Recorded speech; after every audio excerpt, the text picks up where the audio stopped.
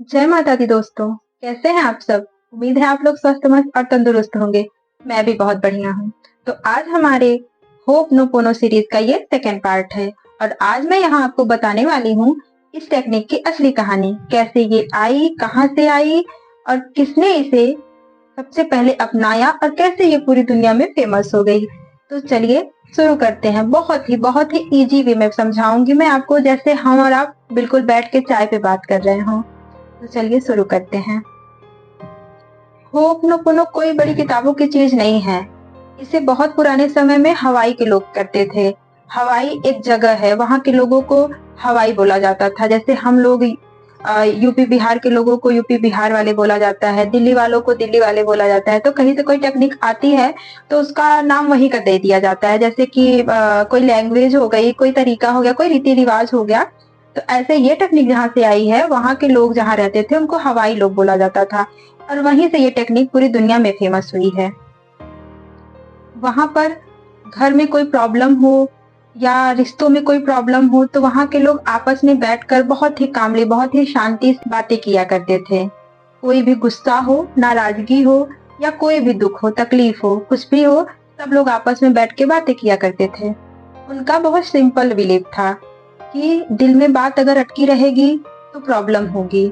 अगर दिल की बात साफ हो जाए, आपस में बात हो जाएगी, दिल साफ हो जाएगा तो जिंदगी भी खुशहाली से चलेगी और रिश्ते भी मजबूत हो जाएंगे। और यहीं से होपनोपोनो शुरू हुआ। गलती को ठीक कर लेना और दिल की बातों को सॉफ्टली सुलझा लेना। कोई कॉम्प्लिकेटेड ज्ञान नहीं, बस एक नॉर्मल तरीका, जैसे हम लोग आपस में बैठकर घर में बातें क्लियर किया करते हैं, सिर्फ वैसे ही। एक डॉक्टर हुआ करते थे, डॉक्टर ह्यूलेन। वो हवाई के ही एक बहुत मशहूर डॉक्टर थे। उन्हें एक मेंटल हॉस्पिटल में काम दिया गया था, जहाँ के पेशेंट बहुत ही वायलेंट थे, बहुत ही डेंजरस, इतने कि स्टाफ भी डरते थे उनसे। फिर डॉक्टर लेन को ये सब देखना था। उन्हें इस तकनीक के बारे में पता था, पर बहुत लोगों को ये सब मालूम नहीं था। उन्हें लगा कि अगर आपस में घर की बातें सुलझ सकती हैं, आपसी रिश्ते अच्छे हो सकते हैं, तो क्यों ना मैं इन पेशेंट पे ये चीजें ट्राई करूं।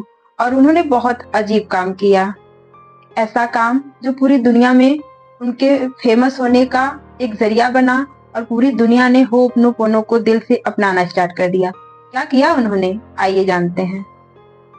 वो पेशेंट के सामने नहीं गए, ना ही उन्होंने किसी पेशेंट को कुछ सिखाया। सिर्फ उन्होंने उन पेशेंट की फाइलें मंगवाई और अपने सामने रखकर उन फाइलों पर होपनोपोनो प्रक्रिया को आजमाया। उन्होंने पेशेंट की फाइलों को देखकर एक एक फाइल मंगाते थे, देखते थे और उनमें I am sorry, please forgive me, thank you, I love you, ऐसे करके इन 4 वर्ड को, इन 4 लाइनों को दोहराते थे। उनका मानना था कि एनर्जी लेवल पे हम सभी कनेक्टेड हैं। अगर ये तकलीफें और ये प्रॉब्लम उनके सामने आई हैं तो कहीं ना कहीं वो भी इनसे कनेक्टेड होंगे। इसीलिए उनका मानना था कि अगर मैं अपने दिल में अंदर ही अंदर ये चीजें दोहराऊंगा, खुद को हील करूंगा, खुद को इस प्रॉब्लम से बाहर ले जाऊंगा, तो कहीं ना कहीं ये उस पेशेंट पे भी असर दिखाएगा। और यही उनका मानना आगे चलकर काम भी आया। जैसे जैसे वो फाइलें देखते गए, होपनोपोनो प्रक्रिया करते गए, वैसे वैसे पेशेंट ठीक होते चले गए। इतने ठीक हो गए कि एक वक्त आया जब हॉस्पिटल में कोई भी नहीं था, एक पेशेंट भी नहीं था, स्टाफ भी चले गए, सब कुछ, वो हॉस्पिटल बंद कर देना पड़ा क्योंकि वहां पे कोई पेशेंट रह ही नहीं गया। धीरे धीरे लोगों को ये पता चलने लगा कि एक मेंटल हॉस्पिटल पूरी तरीके से बदल गया, पूरी तरीके से वो बंद हो गया। कैसे हुआ, वहां का माहौल धीरे धीरे पता लगाने पर सब लोगों ने पाया कि डॉक्टर लेन ने होपनोपोनो प्रक्रिया से बिना थेरेपी के, बिना किसी से मिले, सबको ठीक कर दिया, सबको शांत कर दिया। और यहीं से होपनोपोनो पूरी दुनिया में फेमस होने लगा। जो लोग इसे अपनाते हैं बिना माने भी, ऐसा नहीं है कि कोई मानेगा तो ही काम करेगा, प्रकृति का नियम काम करता ही है। आप मानेंगे या नहीं मानेंगे, सूरज अपने टाइम पे उगता है। आप सोते रहेंगे तो ऐसा नहीं है कि अगर आप शाम को उठेंगे तो सूरज शाम को ही उगेगा, ऐसा नहीं होता है। तो आप मानिए या ना मानिए, आपको सांसें मिलती हैं, ऑक्सीजन मिलता है, हवाएं चलती हैं, कुछ भी जो भी प्रकृति का नियम है सब कुछ होता रहता है। हमारे और आपके ना मानने से कुछ बदल नहीं जाता। ऐसे ही ये प्रक्रिया बिना माने भी अगर आप करेंगे, स्टार्ट करेंगे, तो यह अपने काम जरूर करेगी आपकी लाइफ में और इम्प्रूवमेंट दिखेगा। ऐसे ही कई लोग बिना माने भी इस टेक्निक को आजमाने लगे और फिर सबने ये पाया कि ये टेक्निक नहीं है, ये हार्ट की एक हीलिंग है, जिसे हम दोहराते हैं इन वर्डों को और खुद को हील करते हैं और शांति से जिंदगी सुकून भरी जीना स्टार्ट कर देते हैं। लोगों ने पाया कि इससे मन हल्का होता है, गुस्सा धीरे धीरे कम होने लगता है, रिश्ते हमारे सुधरने लगते हैं, उनमें इम्प्रूवमेंट दिखने लगती है, हमारी नींद भी अच्छी हो जाती है, हमको सुकून भरी नींद भी आने लगती है और खुद के लिए बहुत अच्छा महसूस होता है, बहुत सॉफ्टनेस महसूस होता है। खुद में खुद को ऐसा लगता है कि मैं तो पूरी दुनिया का सबसे सुखी इंसान हूँ।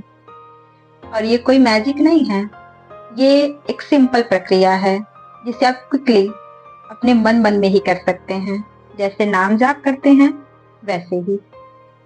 जब हम टेंशन में होते हैं तो हमारे मन में एक पैटर्न बन जाता है गलत फहमियों का, गलतियों का, चीजों को मतलब जैसे हमको टेंशन है तो हम वही चीजें सोचेंगे, वैसे ही गाने सुनेंगे, वैसे ही लोगों से बातें भी करेंगे, बार बार उन्हीं चीजों को दोहराते रहेंगे तो क्या होगा? हमारे पैटर्न को ये मतलब हमारे दिमाग को पता चल जाता है कि ये पैटर्न इसका भाई फेवरेट है, इसको आगे बढ़ाओ। ऐसे ही तकलीफें बढ़ती रहती हैं, हमको आसपास वैसे ही माहौल दिखेंगे, वैसे ही चीजें होती चली जाएंगी और हमारा मन दुखी होता चला जाएगा। तो ये टेक्निक करने से आपका मन भी हल्का होता है, पैटर्न भी टूटता है। कोई भी चीजें अगर ठीक है कुछ देरी तक तो हम गलत सोच रहे हैं, पर जैसे ही हम I am sorry, please forgive me, thank you, I love you, I am sorry, please forgive me, thank you, I love you, ऐसे करके दोहराने लगते हैं तो हमारे मन को अच्छा लगता है, क्योंकि इन वर्ड की वाइब्रेशन इतनी पॉजिटिव है कि हमारे मस्तिष्क में भी ये चीजें जाती हैं और हमारे पैटर्न को टूटना ही पड़ता है, गलत चीजों को टूटना ही पड़ता है, फिर हमारी चीजें पॉजिटिव वे में चली जाती हैं। तो आज की वीडियो काफी लंबी हो जाएगी, तो अगले पार्ट में हम बताएंगे कि आई एम सॉरी का प्रॉपर मतलब क्या है। ठीक है, कई लोगों के मन में मिथ होते हैं तो उनको भी हम क्लियर करेंगे।